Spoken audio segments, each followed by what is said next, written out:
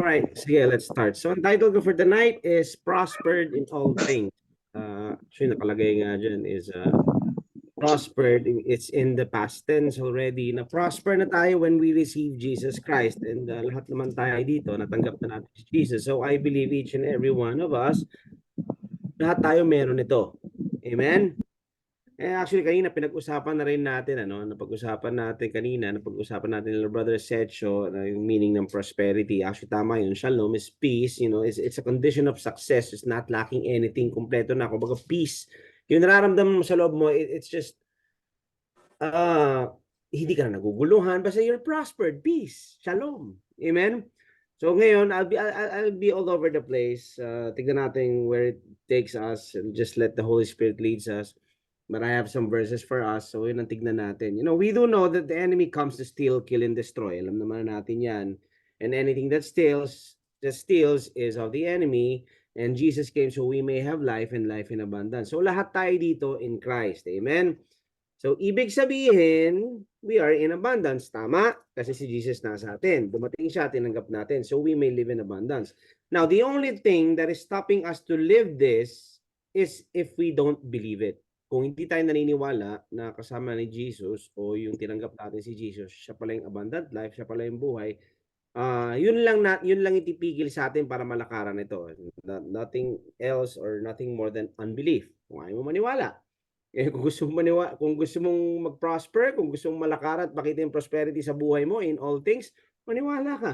Kung ayaw mo, huwag ka maniwala. Yun lang naman yun. Simpleng-simple lang yan. Sa Bible, when it comes to the things of God, all you have to do is to believe. And from believing, syempre pag naniniwala ka, ang susunod doon is action na eh. Kikilos ka na. Gagalaw ka na. Amen? Pupunta tayo sa first verse natin. 3 John 2. This is my itong verse natin for tonight. 3 John 2. It says here, Beloved, I pray that you may prosper in all things and be in health just as your soul prospers. Alam na natin ibig sabihin nito. This is the first, yung mga unang mga turo namin back in yung before pa ng pandemic. Ito yung madalas naming tinuturo. We are able to be prospered in all things. Yan, prayer nga ni Paul yan eh. Prayer nga ni John yan. We are to prosper in all things and be in health. Pero nakalagay dyan, just as your soul prospers. So, ibig sabihin, posible na mag-prosper tayo and in all things to. Hindi lang in all things, also in be in health. But only as according to the degree that our soul is prospering. So, ano ibig sabihin nito? Yung soul ba natin, naka-agree, when I say soul, it's our mind, will, and emotions, yung isip natin, nag-a-agree ba yun sa sinasabi ng Spirit and sinasabi ng Word of God that you are already prospered in all things because of Jesus? Only then, na ito nagmamanifest sa buhay natin kung nag-a-agree yung soul natin, kung naniniwala tayo na meron tayo nito, na yung grace andyan, yung blessings andyan, yung wisdom andyan, you have the mind of Christ. Na tanong doon, naniniwala ka ba?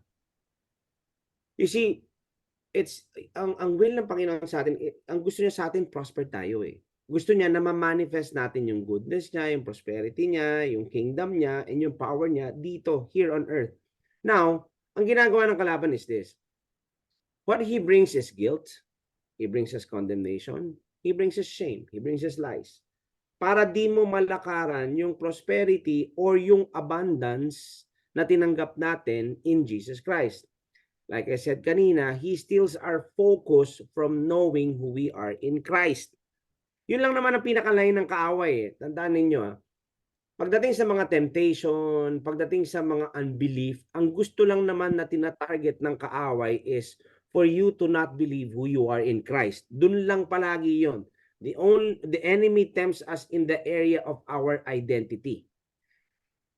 Kasi pag nagtagumpay siya dyan, tatahi-tahi na yan eh. Susunod-sunod na yan. Pag medyo nalihis ka doon, ayun, makakasingit na yung feeling mo ng shame, na I'm not good enough. Yun ang ginagawa ng kaaway. He tries to blind us for all that God has provided for us. Yun ang gusto niya makita natin. Hindi, wala naman talaga yan. Hindi ka naman prosper. Hindi. Wala naman yung ginagawa mo, ikaw lang yan. Ganoon naman ang ginagawa ng kaaway. Din pinagdududa ka. Halos kung kulang na lang, pusasan niya yung kamay natin para di tayo makatanggap ng mga bagay na nabigay na. Nakuha niyo yun? Actually, di naman niya kayang gawin yun. Tayo gumagawa nun. Amen? And it's all in the mind. Kaya nga araw-araw dahil yan ang laban natin, we renew our mind. Babaguhin natin yung isip natin lalo na doon sa mga nakaugalian natin, doon sa mga tradisyon natin, doon sa mga maling katuruan nung araw o kung maling napasa-pasa na, yun yung doon tayo nagre-renew. Kasi yes, the old things has passed away, the new has come, but still may mga pagpag yan yung isip natin Kung meron kailangan baguhin yung isip na lang natin kasi yung puso natin na bago na Amen?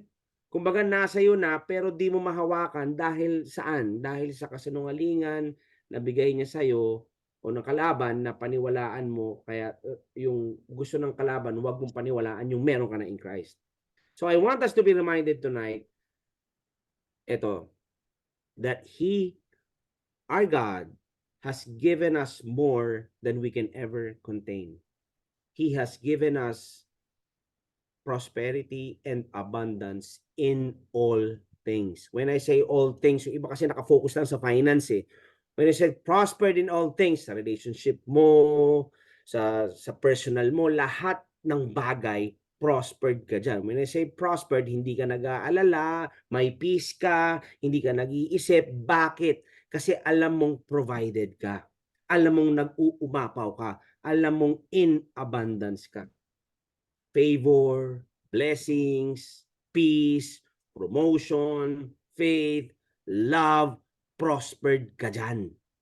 Amen? Ulitin ko, love, peace, yung mga favor, prospered ka dyan. When I say prosper, idugtong nyo yung abundance. Kasama yan. When I say abundance, nag-uumapaw. A life that Jesus paid for on the cross is a life in abundance. So punta tayo sa next verse, John 10:10. It says in John 10:10, next slide. The thief does not come except to steal and to kill and to destroy. Listen to this. I have come, this is Jesus, that they may have life, yung day tayo, magkaroon daw tayo ng life, and that they may have it more abundantly. Dito may natin, if it's bad, it's not God. If it's good, it's God. Napakasimple lang po. Period na natin nun. God is good, period. Wala nang pero. Basta good, alam natin ng Panginoon ang gusto sa atin, good. Amen? Hindi niya gusto magkasakit tayo, hindi niya gusto naghihirap tayo, hindi niya gusto naghihikaos tayo. Ang gusto niya, punong-punong tayo. Yung life dyan, na sinasabi dyan, yung life na word na life dyan, came from the Greek word Zoe. Yung Zoe, it means life in the absolute sense. As life God has it.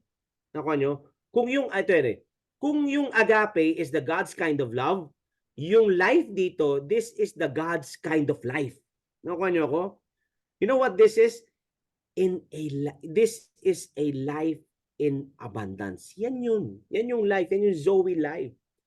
At mga kapatid, you have this. Meron rin ito. And this is only released or manifested if and only we manifest every physical situation in the word. Ibig sabihin ko, ano yung nakikita mo? Kailangan, kung ano yung nakikita mo, subject to change everything that you see. Kailangan yan, i-align mo lang kung ano yung nakalagay sa Biblia. Ibig sabihin, if you do not see it in the physical realm pa, hindi mo pa nakikita sa mata mo, basta ang paniniwala mo at naniniwala ka na kung hindi man nagmamanifest yung nakikita mo na pangako ng Panginoon sa'yo, yung mundo o yung natural o yung physical, it's subject to change. Hindi mo pa man nakikita ngayon, alam mo na mangyayari yan. Amen? Nakuha po?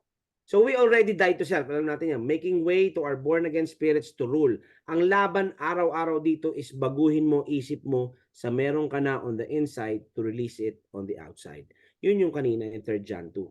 Prospered as your soul prospers. So ito yun Alam mo, kung tayo lang, apart from Christ, we can't do anything naman talaga Pero with Jesus, we have all things. And not just that, prospered in all things.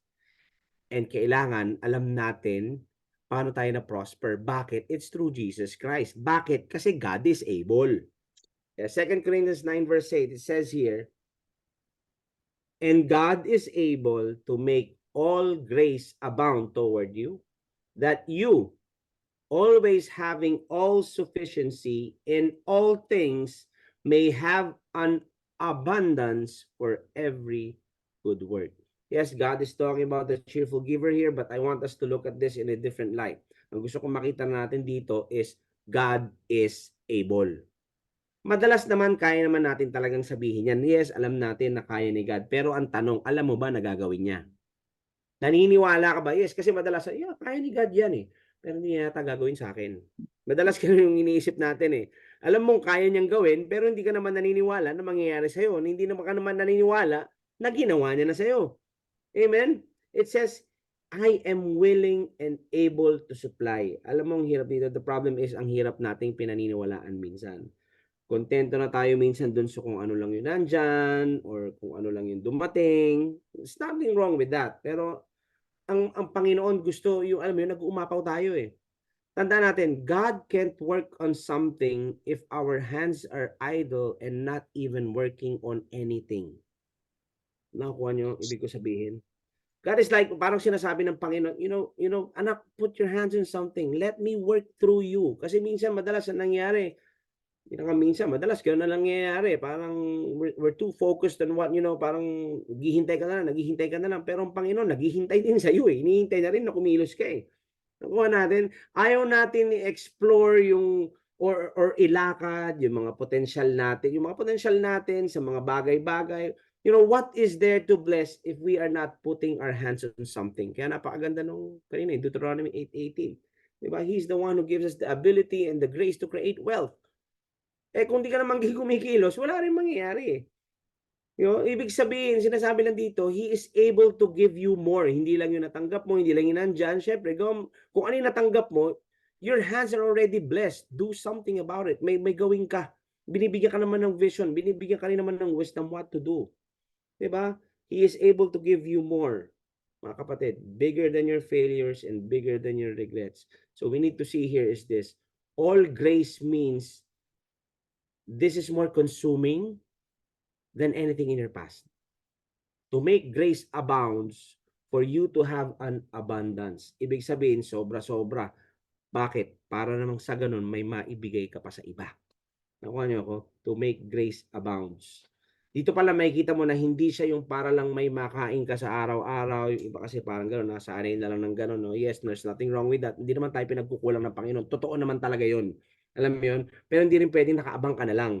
Mas maganda yung, yes, okay din yung life of miracles, yung miracle day by day, nakakapit ka sa Panginoon, fully dependent on God. Pero mas maganda na nakakalakad tayo dun sa blessing na binigay niya sa atin. Na-bless na tayo eh. So mas maganda na lalakaran natin yung blessing na binigay sa atin. Remember, yung blessings are not the material things that we own. The blessing is the spoken word of God over us. Ibig sabihin, yun yung binless niya tayo eh. Binless niya tayo ng kakayahan, ng karunungan, ng kagalingan, di ba? Ng kalakasan. Yan yung binless niya sa atin, yan yung binigay niya sa atin. And will ni God sa atin, prosperous tayo. Ayaw niya tayo hirap financially, ayaw niya tayong hirap sa relasyon or anything. Ayaw niya nung may problema tayo. Kaya nga, with this poverty, di ba? So we may become rich. Amen? Some say, mahirap. Yung iba nga, sinasabi pa dyan, because yung iba kasi, di ba, tandaan nyo, mahirap nga si Jesus, di ba, wala nga siyang matulugan, nasa Luke 9 yun, binanggit siya Luke 9. But they got that all wrong. Alam nyo, kaya naman ganun kasi nangyayari before, they were being persecuted, kaya wala silang matuluyan, either fully booked yung mga inns nung araw, at wala rin gustong magtanggap sa kanila. Why? For the reason na ayaw nilang madamay. Kaya naman siya walang matulugan that time, pero it doesn't mean that he was poor. May treasurer nga siya eh. Si Judas pa nga eh, remember? So, naging allergic lang kasi mga Kristiyano pagdating sa prosperity. Masyado nakafocus. Tandaan natin, ang prosperity, hindi mo pwedeng alisin sa kingdom. Bunga ng kingdom kasi yan. Hindi naman yung fino-focus natin, pero hindi mo pwedeng tanggalin yan kasi kasama yan. Anak yan. Amen? Masyado lang kasi nagamit ng mga, against sa prosperity, yung mga hindi magandang examples na nagawa ng iba na, yung iba may mga kinain ng greed and from that, nag-conclude na sila na hindi dapat sa Kristiyano yan. Dapat mahirap lang. Kaya lang, hindi yun ang will ni God sa atin eh. It was never God's will for us to be poor or lonely or broke or sad. It was never His will. Ang will niya sa atin is good for a future and a hope. Amen? Ang Kristiyano lang kasi, madalas, minsan, minsan inutak na nila ng gusto, naging quick to judge na without looking at the fruit. Yes, may mga nag-overshoot, pero hindi lahat. Will ni Lord sa atin, prospered tayo. Bakit? So we may be a blessing to others. Punta natin Genesis 12 verse 2. Daanan lang natin. Next slide. I will make you a great nation. I will bless you and make your name great, and you shall be what? A blessing. We were blessed to be a blessing. So how can you bless others if you can't see yourself as blessed? Paano ka ngayon magtuturo or magse-share na sinasabi mong prospered ka in Jesus and in all things if you don't see yourself prospered? If you see yourself poor? Kailangan kasi makikita mo sa sarili mo na pagpapala ka. Kasi pag alam mo sa sarili mo na pagpapala ka, alam mo na mapagpapala mo yung iba sa pamamagitan ng Panginoon na nandyan sa loob mo. Amen? Mahihirapan ka magbigay if you look to yourself to supply and not on God. Mahihirapan ka talaga magbigay kasi iisip mo ikaw. It is God and it is His grace working in us. Nangyari kasi dyan, poverty thinking. Kung sa tingin mo, sapat na yung sa'yo, kaya okay lang na sakto na, dapat iniisip natin yung iba kasi we are blessed to be a blessing. So you can, you can pray and believe pa for more. Para naman sa iba. Nakuha nyo? Remember, kailangan din, maintindihan din natin to. Remember, the Holy Spirit is there to help you discern and give you the right wisdom din naman in giving as long as your intentions are right. Yung iba kasi, wala naman ako, wala na ako makakain. Huwag mo isipin na gano'n, kailangan intention, binibigay ng Panginoon naman sa iyo.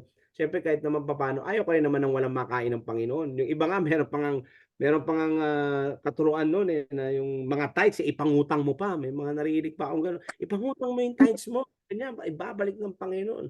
Medyo mag-isip ka na kagad kung gano'n. Amen? Kailangan yung intention natin, ang gusto ng Panginoon sa atin, we are cheerful in giving regardless of the amount. Amen? Ang importante rito yung puso.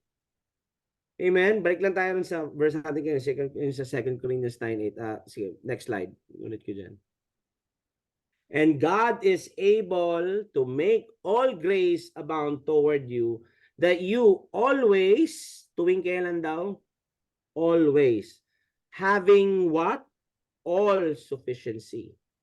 So, always now, always na, all sufficiency pa. In all things. Alam niyo ba ibig sabihin ng sufficiency? It means a perfect condition in life in which there is no help needed. Yan yung sufficiency. Amen? In all things, may have an abundance for every good work. You know what? We need to put this to rest na somehow God is trying to withhold something from us na gusto niya hirap ka o tinuturuan ka niya sa paghihirap mo. Yes, natututo tayo, oo. Kung ayaw mo magbago, you are giving the enemy a space to move in your life para mahinder yung mga bagay na para sa'yo. It is not God withholding, it is the enemy hindering. Nakuha niyo ako?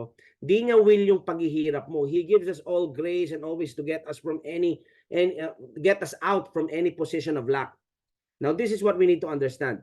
The moment that we receive Jesus, He already gave us everything we need to be successful. Lahat ng grace, lahat ng kaisipan, binigay niya sa atin yan. Kumbaga, lahat ng old natin, binago niya, pinalitan niya, puso nga natin, bago din eh. Ezekiel 36, hindi renovated yan, hindi minasilya yan, hindi pinokpok-pokpok yan, o whatever. May napanood ako once sa Facebook, yung kotse, minasilya, parang may simento pa ata. Walang ganun. Bagong puso yan. At yung puso na yan, puso ng Panginoong Hesus yan. Bago tayo. So, ibig sabihin yung bago na yan, loaded yan. Puno yan. Kumbaga sa gasolina, full tank yan. Kumbaga sa baterya, full charge yan. Kung sa tiyan, busog. Amen? Loaded. He gave us the armor of God, the mind of Christ, His word, His spirit, gifts, fruit, all of the finished work of the cross nasa iyo when you receive Jesus Christ. Bakit? Kasi He made sure that you win in every situation for people to see.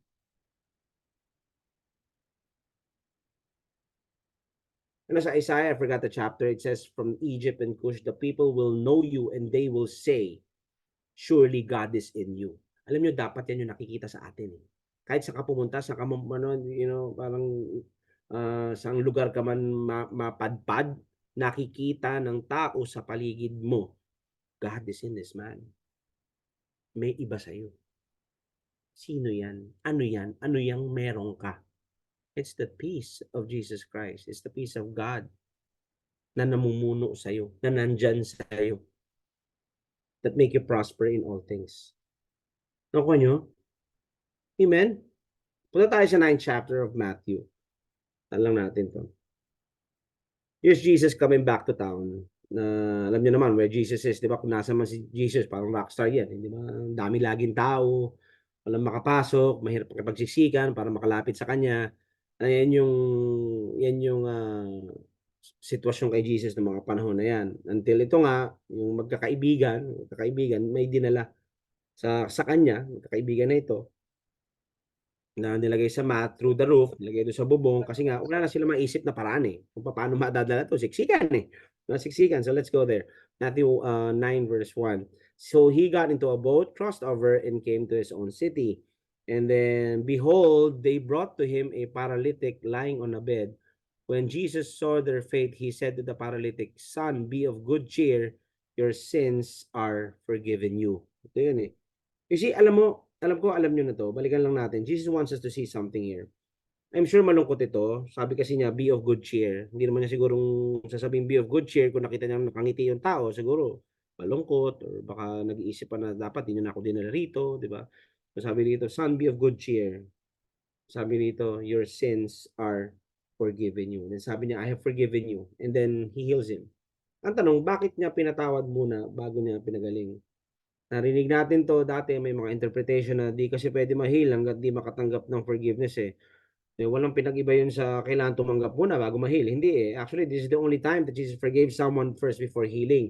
Dami siya pinagaling na hindi naman na-open up about forgiveness, 'di ba? The woman with the issue of blood, ano ba, yung hinawakan niya lang naman yung hem nun gumaling na, 'di ba? Yung cripple, get up and walk. Maliban sa alam natin that forgiveness heals, pero bakit ito ganito? Ba't ito yung scenario rito? And this is what the Lord showed to me, 'no? You know why? Because I believe dumating itong taong 'to, feeling guilty or condemned or ashamed, be of good cheer. I just picture whenever I read the Bible, I try to picture and somehow ito tignan natin ano, when we read the Bible, ito yung kagandahan, kapag nagbabasa ka in the Spirit at nagbabasa ka na talagang, with the guidance of the Holy Spirit, iba yung memorization kasi. Whenever you memorize, ang papasok sa isip mo 'pag naalala mo yung isang bagay, letra. Pero kapagka binabasa mo siya in the Spirit and with the guidance of the Holy Spirit, whenever you see this verse, ang lumalabas sa'yo picture.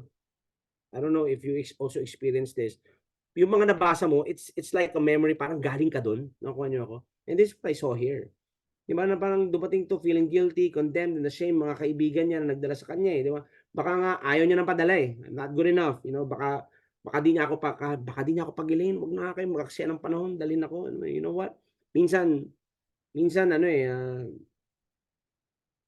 minsan parang gano'n ang iniisip natin, ba't ganyan mga Kristiyano may mga ganyang bulong, "You're not good enough." Sa atin ganyan, wala ka na.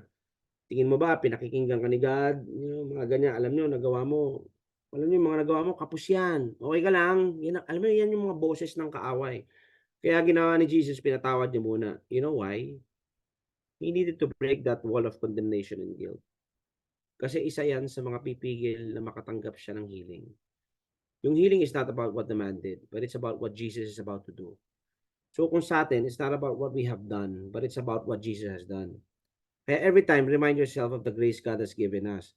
Ipapaalala mo lagi ito sa sarili mo that your sins have been forgiven. Kasi madalas, kaya rito, yung hanggang ngayon, mayroon pa ring, even in the Christian community, parang hanggang ngayon, yung prosperity and yung peace or yung breakthroughs o yung mga pinagpipray nila, hanggang ngayon, parang hindi yata pwede. Parang kailangan yatang matagal pa matagal pa ata talaga to Well, may mga ganong inaabot, pero it's not because tinatagalan ni Lord. Baka ikaw yung tumatagal. Why? Because may mga bagay ka na dapat baguhin o ayusin, pero hindi mo pa inaayos hanggang ngayon. Amen? Pero isa sa mga humaharang diyan is yung guilt. Kaya kung meron ka mang guilt, you know, tanggalin mo yan kung meron man. Guilt kaya sira pamilya niyo ngayon dahil sa mali mo noon, dahil maaaring naging legalistic ka noon, I don't know. Galit sa maling pagpapalaki ng anak, baka guilt sa maling mga nasama na tao, o baka guilt sa mga kawalan mo ng oras sa asawa mo noon that made him or her estranged ngayon. I don't know, get that out of your mind. You have to remind yourself that you have been forgiven. Kasi isa yan sa pumipigil na dumaloy ang grace sa buhay mo. So what I'm trying to do now is this. I want you to be energized by the Holy Spirit that God has so much for you. Hindi lang yung nakikita mo ngayon, wala pa yan. God has so much for you. Iwanan mo yung isip ng mga maling nagawa mo noon. It's not about what you've done, but what Jesus has done. Amen? It's in the cross. It's the finished work of the cross. Guys, everything that we would ever need, He already provided. Kaya nga huling ginawa si Adam. Bakit? Inuna niya muna yung mga kailangan niya. Amen? Inuna niya muna lahat. Same thing for us. Lahat ng kailangan natin, andyan na. Minsan kailangan lang natin ibukas mga mata natin. You just need to open your eyes. Leave the shame and guilt and let the Holy Spirit show you how it's done. Madalas kasi nakatingin tayo kung ano meron sa iba. Minsan ganyan nangyayari, hindi natin namamalayan, nakatingin tayo kung ano meron doon sa iba. 'Di ba? Minsan may mga ganyan ka, I wish I had that gift. Sana meron ako noon. Sana ganyan din akong sana ganoon akong kagaling magsalita. Sana ganyan akong naman lagi sana katulad ko siya. Mas okay sana kung ganito, 'di ba? Mas okay sana kapalaran ko kung nakapag-aral ako tulad niya or ganito. You know what? God formed you and you are unique. Everything you would ever need is already in there. Hindi mo man siguro nakikita o nadi-discover lahat yan, pero andyan na yan, nasa iyo na yan. Everything that you would ever need to be successful, nilagay na ng Panginoon dyan sa iyo. And you have to believe that. Kailangan mo na lang umpisahan, paniwalaan, para mo yan malakaran. Amen? Guys, gusto ng Panginoon, successful tayo. Diba? Paulit-ulit na ako sinasabi ko rito dahil kasi kailangan maitatak sa mga isip at puso natin. Ang gusto ng Panginoon for us is to be prospered. Kaya nga niya tayo pinuno eh. Siguro tanong mo, ba't wala? You know what? Huwag mo sabihin yan kasi lahat ng kailangan mo andyan na. You have all sufficiency always in all things that you might have abundance, that you may have abundance to do every good work. Alam mo, gagawin mo na lang, actually, pag gaganyan, thank you. Thank you, Lord, for your abounding grace in my life. Thank you that shame, guilt, and condemnation have no place in my life. Amen? So, ilagay mo sa puso mo ngayon. Let's go to the next slide, Ephesians 1 verse 3. Blessed be the God and Father of our Lord Jesus Christ, who has blessed us, naman, with every spiritual blessing in the heavenly places in Christ. In verse 4, for just as He chose us in Him before the foundation of the world, that we should be holy and without blame before Him in love. You know, ang problema is not in God's sight eh. Alam mo yun? Yan eh. Kung tingin sa atin ng Panginoon eh. Tandaan natin, lahat ng iba to sa atin ng kaaway, even shame, sin, and everything. Guys, yung blood of Jesus is bigger. Remember, as sin abounds, grace abounds more. So we need to learn to see ourselves the way God sees us. Ang nangyayari dito, sige, tinitingnan tayo ng Panginoon, ganyan. In our sight, iba kasi tingin natin minsan eh. I'm nothing, I'm nobody, I sinned again, made a mistake again, bad thoughts na naman, I'm not good enough. Sa sight ng iba rin lalo. Di ba? Di natin kontrolado yun. Pero kung gusto mo mabago tingin sa'yo ng iba, umpisahan mong baguhin ang tingin mo sa sarili mo. Amen? See yourself the way God sees you. Ang ginagawa ni Satan sa ganyan, tinatry niya mawala focus natin to the good things that God has already given us. Pag nag-start tayo sa mga maling nagawa natin, gusto niya tumingin tayo sa mga nagawa natin at hindi dun sa kaya niyang gawin. Nakuha niyo ibig sabihin? Ang gusto ng kalaban, hindi mo kayang gawin yan. Ito lang ang kaya mong gawin. Hanggang dito ka lang. So sige, sabihin na natin hanggang dyan lang ako, pero ang Panginoon may nagawa eh. Binigyan niya ako ng grace, binigyan niya ako ng love, binigyan niya ako ng peace, and even His wisdom is already in me. So paano mo sasabihin hindi ko kayang gawin kung namamayagpag ang Panginoon sa puso ko? Amen? Nasusundan po ba?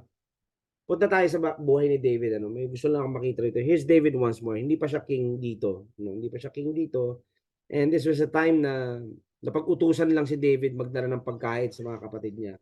At ito yung, si Goliath, di ba, naghahamon nga, kung matatalo siya, mananalo Israelites, kung mananalo naman siya, di talo sila.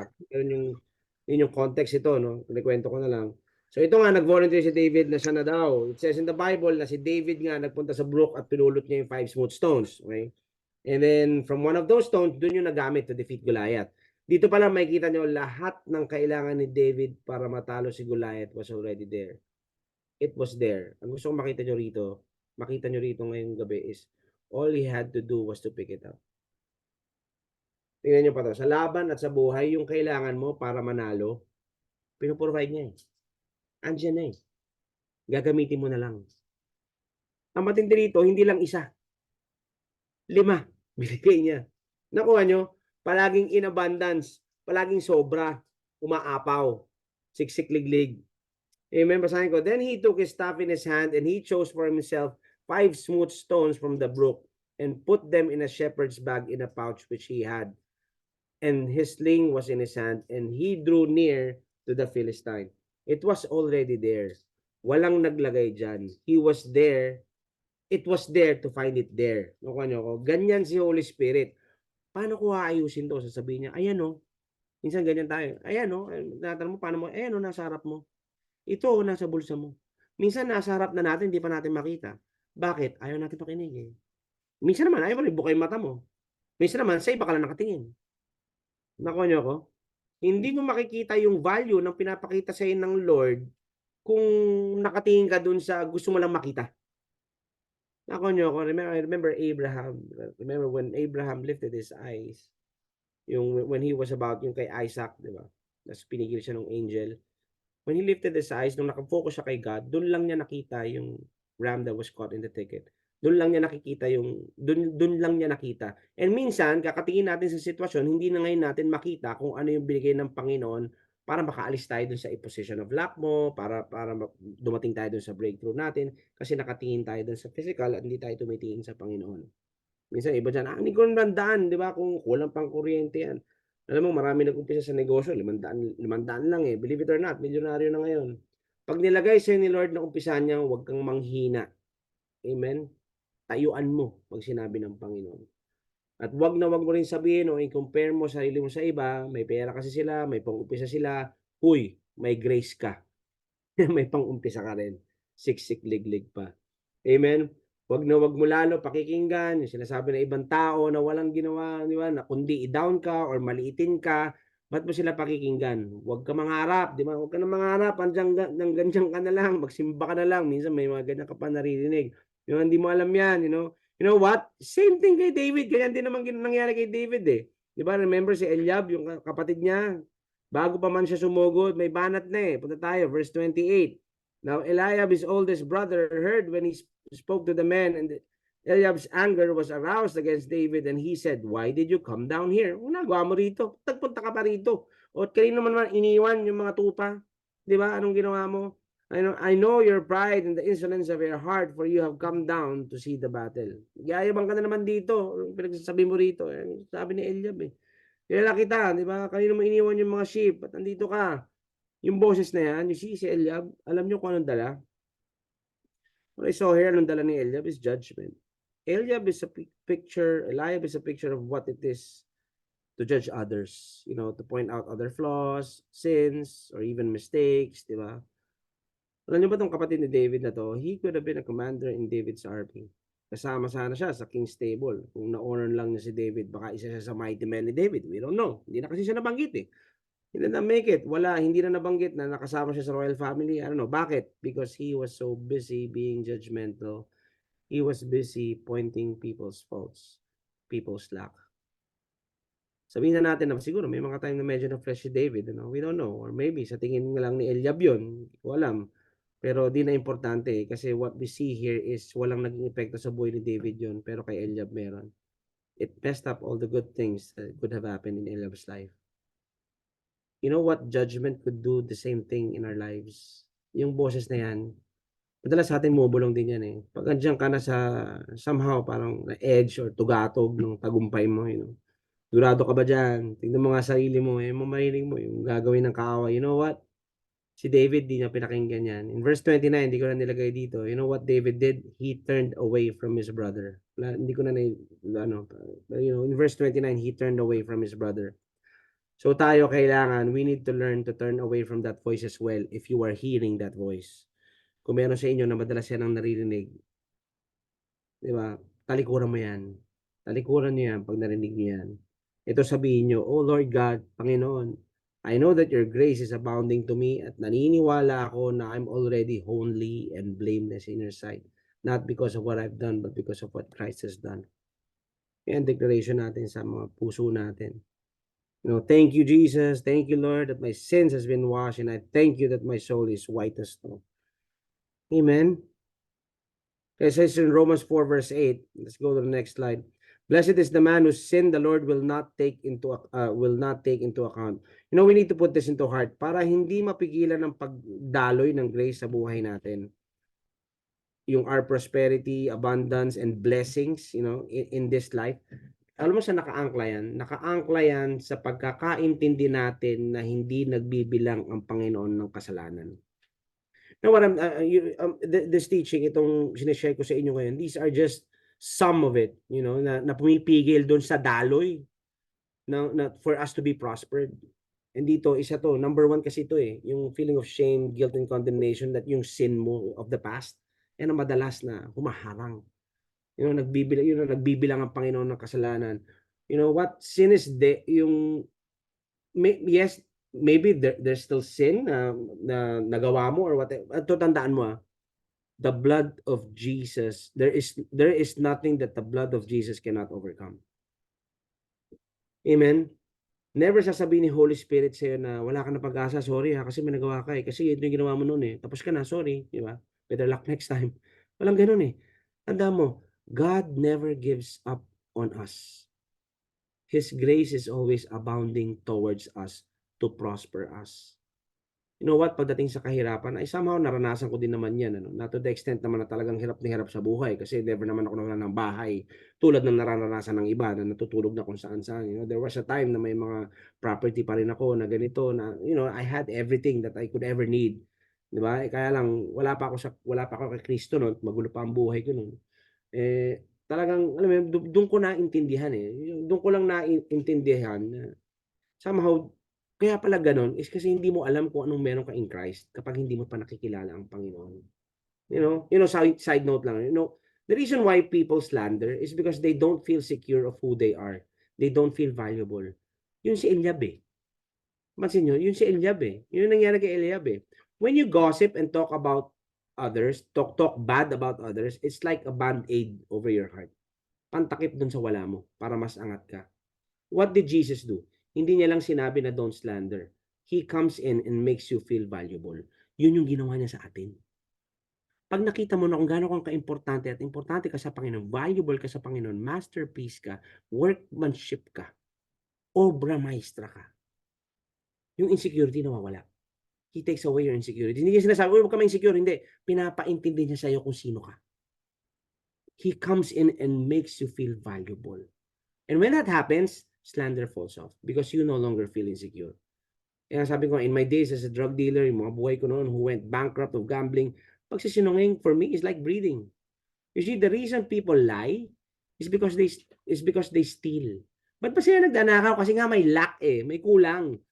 Walang pera to feed their addiction and they don't trust God to supply them with their needs. Alak man yan or drugs or sugal. You know, me, ako na lang sa akin, I'm speaking for myself, Jesus came to heal my heart. Hindi lang pinagaling, binago pa. Jesus loves us and He is so proud of us, accepted us, and He calls us sons and daughters of God. Amen? Yun ang tawag niya sa ating mga anak. So I want you to see this. Ito ginagawa ni Jesus. He does not just tell you not to sin. He gives us an abundance to prosper us. Pag natanggap natin yan, sin just falls off. Actually, the sin ang pinag-uusapan natin here is just unbelief. Sa marriage, ganun din di ba? Kakahanap mo kung kailangan mo sa spouse mo na hindi mabigay niya. Yun ang nangyayari. Kaya may mga divorce, may mga nag-falling out. Yan ang nangyayari. Yung mga hindi niya makita yung hindi niya makita, hanapin sa iba. Kahit pagdating doon sa iba, wala rin pala. Iba rin pala. You know, the only one that can get your needs met is Jesus. Because Jesus is the river of life. Kaya the moment that we receive Jesus, doon nag-uumpisa yung healthy relationship. He gives us an abundance that makes us a blessing to other people. Now, ano yung natukoy ko kanina? Abundance of what? Yung prosperity na yan, yung prospered in all things, abundance of love. Kasi yung bunga ng love is everything else, kaya prospered in all things. Amen? Balik tayo sa Ephesians. Pinulit ko dito sa verse na ito. Yan. Praise be to the Lord God and Father of our Lord Jesus Christ, who has blessed us in the heavenly realms with every spiritual blessings in Christ, for He chose us in Him before the creation of the world to be holy and blameless in His sight. Gusto ko yan, kaya kinapital ko yung in love. Mahal ka ni Lord eh. Nakuha niyo ko? When you know that God loves you so much at lahat ng nararanasan ngayon is because of His love, hindi ka na mag-iisip na mapagkukulang ka o kukulangin ka. Ang alam mo lagi, siksik digdig ka, punong-puno ka para may maibigay ka sa iba. Amen? I'll end with this kay Book of Samuel. Sa Book of Samuel, this talks about Solomon. Next verse. Ito yung that he is to be king na. Let me just read. Then David comforted his wife Bathsheba, and he went to her and made love to her. She gave birth to a son and then named him Solomon. The Lord loved him. Guys, the Lord loves everybody. Now, this talks about you. It talks about us. Ito gusto kong makita natin dito. Minarkahan niya tayo ng love niya. Parang yan kay Solomon. He chose us before the creation of the world to be holy and blameless. Dito pinakita ni Lord sa atin yung nangyari pag may minarkahan ka ng Panginoon ng love niya. Amen. Sa 25, listen to this. And because the Lord loved him, He sent word through Nathan. Ano yung Nathan? Nathan means a gift or a giver. The prophet to name him Jedediah. Jedediah means loved by the Lord. Wala pang nagagawa si Solomon dito. Hadn't done anything right or anything wrong yet. Pero what you see here is God already marked him. Bago pa man tayo nakagawa ng mali o ng tama, God already marked us with His love. It has nothing to do with what we've done. It has everything to do of how great He is and what He has done in Jesus Christ. Nung tinanggap natin siya, you have been marked with His love. Guys, you need to own this. He marked us with His love. Solomon was marked with His love. What happened to Solomon? He was chosen to be king, not because of what he did, but because of who he was and who God is. Anak nga siya sa labas eh. Pinapatay pa yung totoong asawa ng nanay niya. Amen? Consider this for a moment. Because He has marked us with His love, consider nyo lang to. If we are marked with His love, He has chosen us to be kings. You do know that Solomon was given everything in abundance. He asked for wisdom, he was given wisdom. People would come to him for wisdom. Alam niyo ba, during Solomon days, gold and silver was as common as stones. Diba? Hindi lang siya in abundance sa buhay niya, but the whole nation was in abundance too. Na-imagine niyo ba yun? Lalakad ka, may ginto, di mo pupulutin. Dami niyan eh. Kalat. Ganun ka-abundant. Guys, this is what God wants to do with your life. God marked you with His love. God wants you in abundance. God is giving you peace right now. Na ang peace will be just as common to you. Parang alam mo yun, peace ba? Marami ako niyan. Punong-puno ako niyan eh. Love ba? Marami ako niyan. Punong-puno ako niyan. Joy ba? Marami ako niyan. Punong-puno ako niyan. Favor? Favor will be as common to you na natural na lang sa araw-araw mo yan because you are loved. Yung love nagsusumabog sa'yo na pag nakita ka ng tao, punong-puno ka ng love. Amen? Ay, gusto mo ba love? Ay, madami ako niyan. Marami akong extra.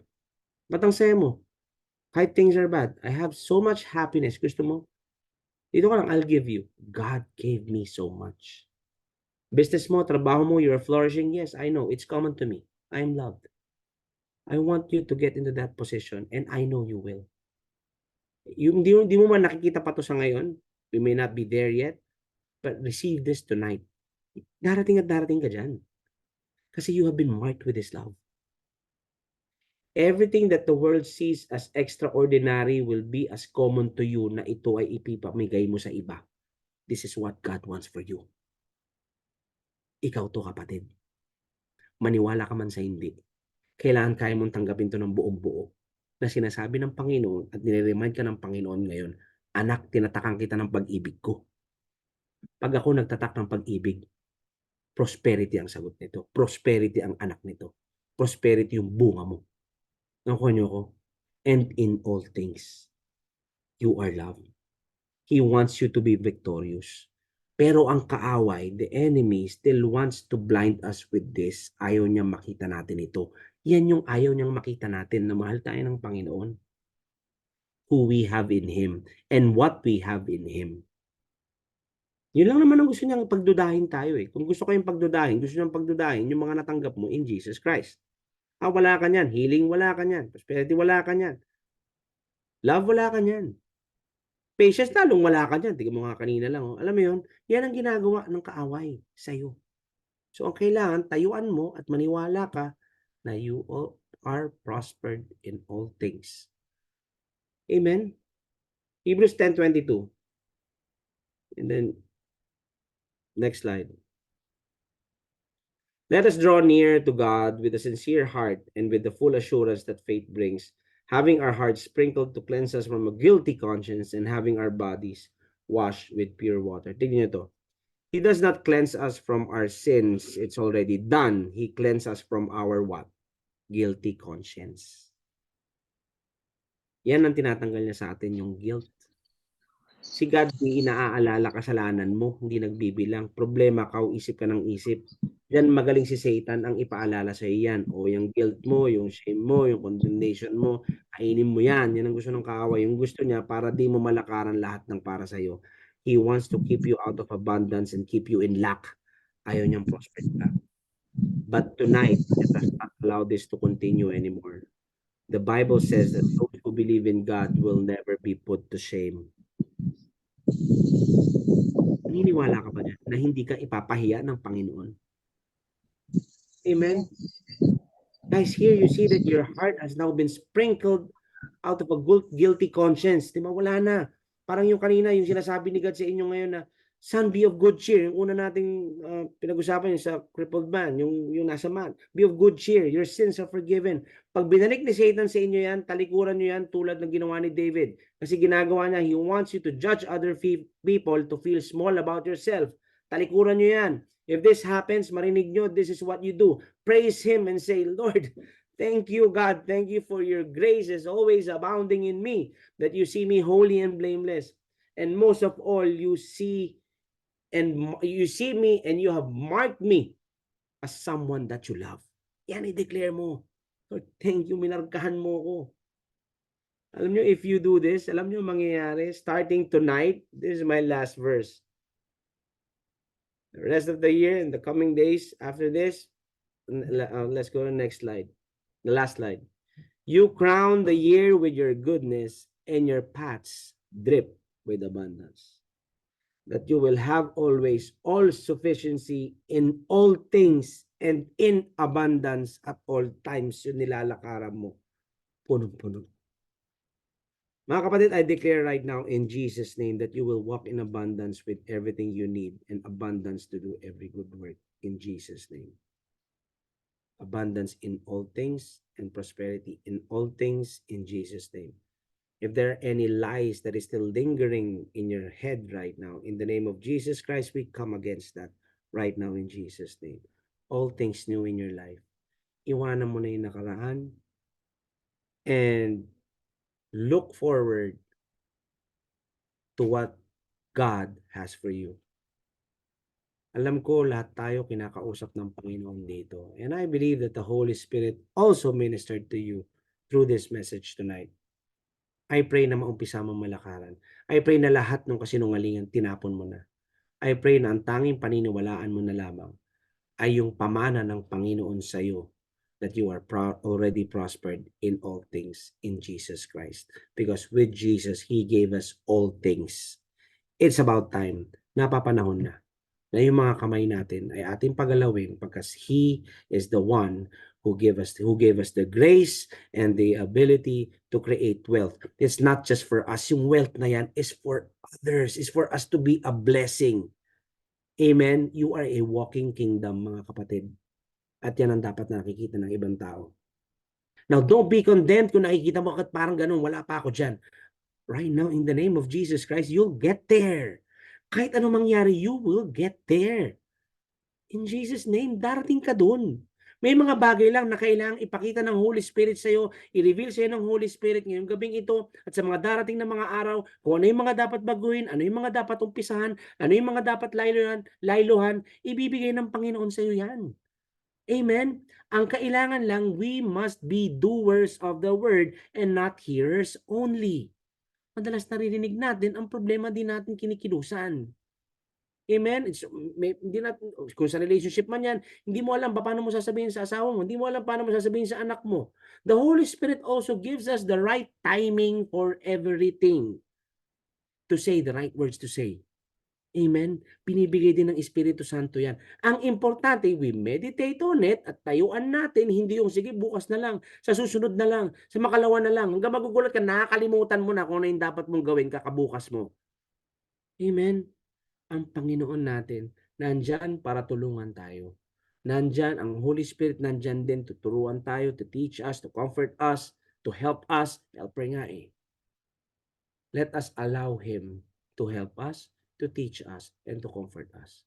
In the name of Jesus Christ. Dahil mahal niya tayo. Markado ka ng pag-ibig niya. Tatak mo yan. Nakatatak sa'yo yan. May tatak ka ng Espiritu Santo, markado ka ba ng pag-ibig niya? Ano pang hahanapin mo? Amen? Doon mo masasabi, yes, oo nga, Panginoon. Thank you for prospering me in all things. At itong pagpapala na tinanggap ko, ito ang naibibigay ko rin sa iba because I already have it on the inside of me. Inilalabas ko na lang. Amen? Amen. So that is what I have for you guys tonight. Praise God.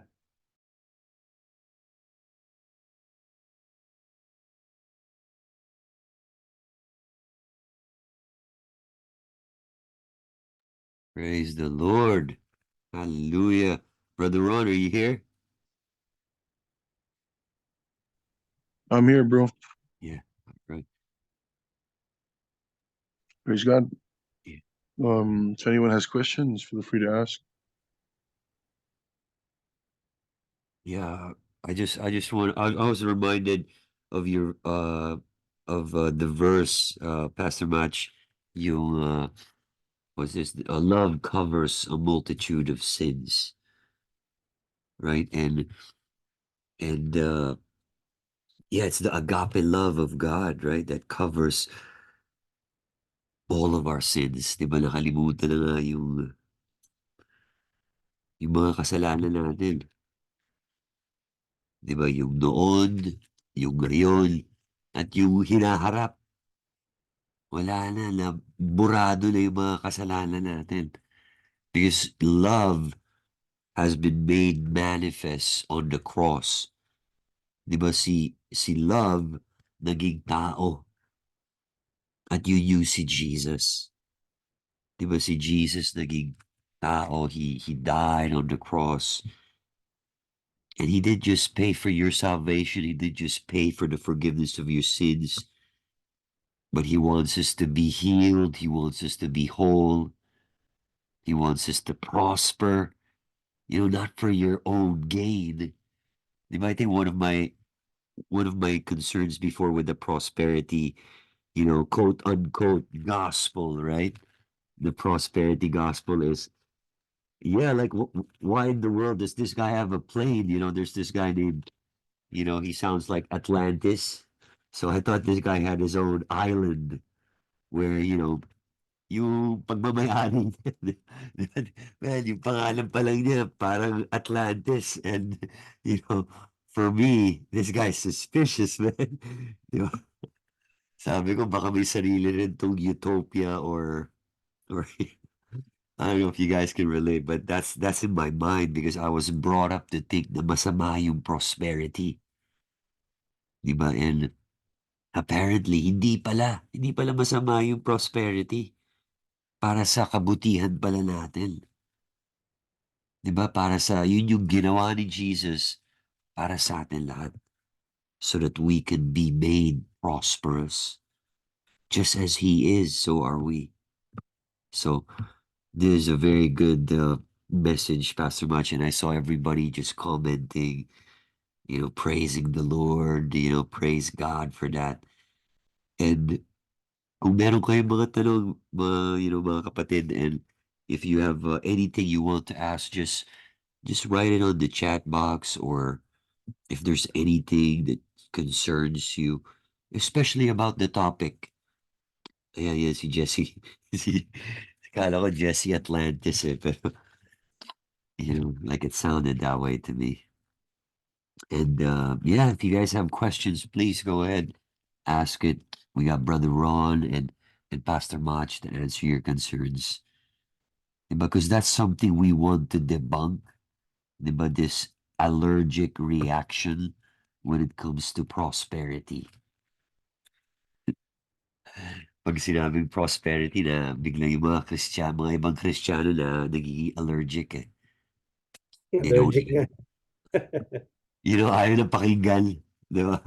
Oh, kailangan sa kanila antihistamine. And I think the Holy Spirit is the antihistamine. Amen, amen. Pampawala ng allergy yan. Kailangan natin ng power ni Holy Spirit. So, Nakakatawa dyan. Allergic sa prosperity, pero pag may pangangailangan bilang pag-pray mo naman ako. Kasi kailangan ko ng ganito, kailangan ko. biglang natanggal yung allergy. Big- Biglang Biglang nawala. nawawala yung allergy pag binibigyan ng pera. Ba't kaya? Kailangan kasi, di ba? Kailangan. And there's a balance talaga. Kasi in the extreme side nga, marami talaga nag-abuse, di ba? And even up to now, people are still abusing the gospel. Di ba? Pero there's also that other side where people take for granted what the gospel really is. Totoo naman, bro. Meron talagang abuse. Definitely. You know, and yeah, it's a very unfortunate. Pero yun yung gusto ng kalaban eh. You know, for us to miss out on all those things because some people took it out of context and abused it. Pero yun nga eh. We have to see that having lots of money is not the same as prosperity. And you know, money is merely a tool. So mali lang talaga yung definition eh. Mali yung definition, mali yung understanding, and most importantly, mali yung puso behind it. Hindi dapat natin kinatatakutan yun. Yeah, and to your point, bro, because like I think that's what society has done. We have put so much value in money, especially for Christians. But we value, your business, your work, your earthly relationships more than we value the spiritual things, right? Which is yung word ni God. Diba like yung value natin na misplace eh. It's misplaced, especially for a believer. And the more that we put value or we put more weight, more trust, diba, more, like gusto, diba, in the word of God, yung mga sinasabi ng Panginoon para sa atin, then I think everything's just gonna come. But that's where we need to renew our mind. And I believe that's why we're on this journey. Diba lahat tayo, we're still learning all of these. We're renewing our minds. Diba? So we're taking it step by step.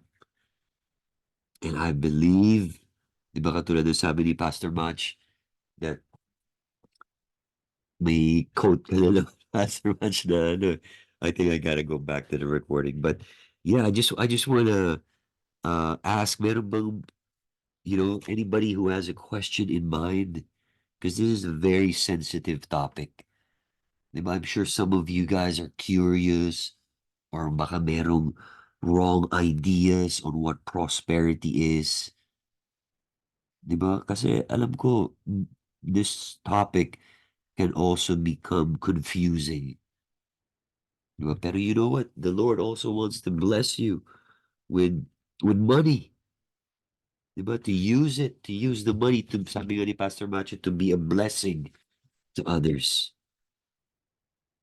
So if you guys have anything there, we'd love to start a interact with you guys and yeah, just see, what's on your mind. Meron ba? Meron bang gusto magtanong?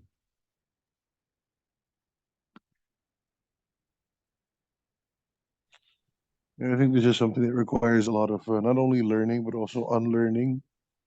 You know, because some of the stuff or the assumptions that we have about prosperity and all that, and a lot of our opinions were formed before we came to understand the Word of God. So, yung kadalasan yung renewal of mind is very, very crucial kasi madalas yung wrong mindset natin yung obstacle to manifesting that prosperity.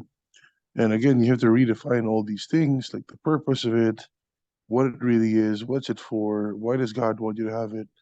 Is it a blessing or is it a curse? Diba? Is it according to God's will or God's nature? You have to, see all those things, allow the Word of God to redefine all these things. Kasi, bottom line, gusto ni God prosperous ka. Napaka simple. Definitely, it's His will. So, if you fear something that is from God, and God only has good gifts, so bakit ganun may problema? Why are we rejecting grace? Why are we rejecting something that comes from the Father who has no shifting shadow? Or, ba? James 1:17, every good and perfect gift is from above, coming from the Father of lights. So, kung good yun, galing sa kanya yun, it's according to His nature and according to His will, why are people afraid of it? So may misrepresentation. And that misrepresentation is often because of religious mindsets or, denominational influences, like doctrinal slants na kasi si ganito, nag-fall, si ganyan, di natin kasundo yung doktrina, kaya yan, tingnan mo yung problema niya. So, you know what I mean? You have to be careful. May mga bias kasi tayo. Diba? Pero bottom line, guys, if you really look at the word, God wants you to prosper. And God has done so much for us. We actually have no excuse not to prosper. So, yun lang. And to your point, bro, like you talked about sin, but the result of sin is a curse. 'Di ba? So yung resulta ng sin, 'di ba, hindi lang sickness, pero even poverty. 'Di ba that's a result of a curse. Poverty is a curse. So, kalokohan yung vow of poverty. Diba? Kasi yung vow of poverty is it's rejecting God's grace. Another thing also, Exactly. if you think that um if you think that being poor makes you humble, that's actually false. There are plenty of people who are financially poor pero sobrang pride. And the reason why they're poor is because of their pride. So mali yung understanding natin ng mga ganun. Feeling natin porque mayaman, pride na. No, of course not. There are wealthy people, financially wealthy people who are humble, and there are many, many, many, many poor people financially who are very prideful. Humility and poverty are not the same words. Diba? In the same way, pride and prosperity are also not the same words. Magkaiba po yan. Diba? Nasa puso And, yun eh. and bro, I just want to ask, 'di ba, who in the world wants to keep you sick, tired, poor, broken, busted, 'di ba? Like God doesn't want that for you. Satan, gusto yun. Definitely gusto ni Satan yun. Definitely. Right? So if that doctrine that the people are standing on, then you would know automatically who the author of that doctrine is. Kasi that's not God's will. It's the devil, right? Yeah, like that's what Jesus did, but he redeemed us from the curse. So he doesn't want you to be broke. He doesn't want you to be sick. That's what he actually paid for. May question dito. I'd like to take the lead on it. It says here, can we ask to be rich even if wala pa tayo naisip kung saan natin dadalhin yung future riches natin? Good question. Unahan ko na to. Yung, we can ask anything, okay? We can ask for anything. Pero we have to understand that these things, it's not like, hindi po siya transactional na hiningi ko tapos bigla may mahuhulog sa wallet ko na pagkadami-dami pera galing sa langit. Hindi siya ganun eh. So honestly, kahit na anong hingi mo, hindi yun naman ibubuhos sa yung riches. It's not gonna be poured out like that. If you go to Deuteronomy 8 verse 18, it says that it is God who gives us the power to generate wealth or the power to become successful. So he doesn't give you riches. Kahit na anong ask mo dyan, that's not how it works. You know, he will give you an idea. He'll give you wisdom, he'll give you the power to generate wealth, he'll give you the power to be successful. But we have to cooperate with that. So, money will not magically fall from the sky into your lap. May mga testimony na miracle money na ganun, but I don't really like that much kasi it's not representative of God's heart eh. Parang sige, encouraging yung mga miracle money na ganyan. May mga experience akong ganun. But you have to remember, money is printed and regulated by the government. Okay? So, ano po, kaya tingnan mo yung pera mo, may serial number yan, di ba? So pag may serial number yan, ibig sabihin may nag-print yan. May gobyerno nag-certify na ito yung halaga ng perang yan. So kung may miracle money ka, sino yung nawalan? You understand what I'm trying to say? If you have miracle money, you found something, ibig sabihin nun, the government printed that and that belonged to someone else and you have it now. So, you know what I mean? Again, I'm not limiting God. I know that nothing is impossible with God. God uses people to bless people. Mga miracle money na yan, I believe it's the obedience of other people towards, the recipient na inspired ni God. So, yun. But please don't get the idea na it'll just fall into your lap, God's way is that he wants us to cooperate with him. And so he will give us a means to generate wealth, give us, the power to do so and the ideas to do so and the wisdom to do so. So, parang yung turo ko nung nakaraan, ang gusto ni God sa atin, may dignity tayo. Diba? Hindi lang tayo ng, so, about that, kung saan pagkagamitin, if you don't know where to use it yet, it doesn't have to be a specific thing, but your heart has to be in the right place, knowing na itong paggagamitan ko nito para sa kingdom. I don't know what to spend on yet if I get, for my whatever income or blessings that come my way. Hindi ko pa alam kung saan ko lalagay yun. Pero, alam ko para sa kingdom yun. Don't worry about the plans so much, but not worry, but be concerned about the attitude of the heart, knowing that it's a heart that can steward riches and use it for God's kingdom. Yun lang. Master Macho. Yeah, ganun lang din. Actually, in the process naman nung nagagawa mo na yun at binibigay na yung vision sa'yo, dahan-dahan mo rin naman malalaman yan in the process kung saan mo dadalhin yan. Na importante, sunod ka lang doon sa sinasabi ng Panginoon. Nadagdag ko lang kanina, no? Minsan, yun, kailangan din talaga i-learn natin na naalala ko lang, share ko lang. Before I had this revelation about, about God wants us to be prosper and everything, dumating rin kasi sa point ng buhay ko noon, nung syempre, na born again and then tinanggap si Jesus Christ, napagkamalan ko na akala ko kontento na yung contentment, akala ko content na ako, yung pala mali. Kumbaga, naging complacent na pala ako. Somehow I had this lie na kinain ko na naranasan ko na naman yung maraming pera, ganyan, okay na akong ganito, okay na akong ganyan. Until I had this revelation about this, na sinasabi ng Panginoon, this is not, hindi lang ito yung gusto ko para sa'yo because I want you to be a blessing to others. And that's when it shifted. Sabi ko, okay, naging complacent na pala ako, hindi pala ako content. Hindi pala ako content kay Christ. Complacent na pala ako na parang sige kung ano na lang. There's a big difference between complacency and contentment. Kasi yung contentment, kapag contented ka, ibig sabihin content, you're just, you're happy in your current situation, pero you're continuously improving to reach that, place where God wants you to be. So doon ko naintindihan yun. And yun yung gusto rin ng Panginoon para sa atin, Don't be complacent in things kasi ang Panginoon merong gustong maabot through you. So yun lang, share ko lang. Amen. God wants you to be a blessing to others. He has blessed you so that you can be a blessing. And I guess that's where we start to look for, hey, I'm no longer cursed, right? I've already been redeemed. I'm already blessed with every spiritual blessing in the heavenly realm. So if it's in your finances, it's in your relationship, that's where we start to figure it out. But we just believe God's word for it because he said it, and we consider every man a liar and let God be true. Yun yung paliwalaan natin. Na-redeem na pala ako dito sa poverty, na-redeem na pala ako dito sa sakit, na-redeem na pala ako dito sa mga lies na to. So, I believe that's where we start to believe, right? We just start believing even more.